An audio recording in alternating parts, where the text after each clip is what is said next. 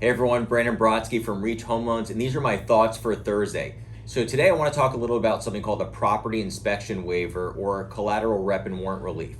Now, you may have heard of this before, but this is when your lender tells you that an appraisal is not required on the purchase for your client.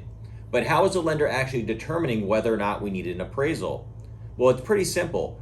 If your client is buying a single family home, a condominium, or a townhome, and they're putting 20% down, obtaining a conventional mortgage, most lenders, if not all, are going to run that loan through an automated underwriting software, either Desktop Underwriter for Fannie Mae or Loan Prospector for Freddie Mac. In most cases, lenders run both just to see which findings are more favorable to your buyer. However, in some cases, once the address to the subject property is entered, we get what's known as a property inspection waiver or an appraisal waiver. This means that the information that Fannie Mae and or Freddie Mac had been gathering over years of appraisals in the area where the subject property is located supports the value that was given on the contract to the property.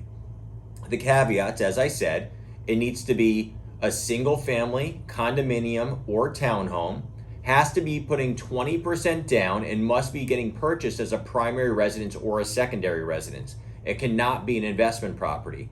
But in those cases, there's a chance you don't need to have an appraisal done. And what does this do for you and for your buyer? Well, it makes you a lot more competitive when it comes to submitting your offer, because you can submit stating that you're not going to require an appraisal on the property. And in this market, where there are cases where the appraisals are coming in low, a lot of sellers are nervous to accept offers where they're not certain that the property will appraise, because there's a chance that the deal for the property would fall apart, right? The inspection and the appraisal are the two biggest things that kill deals.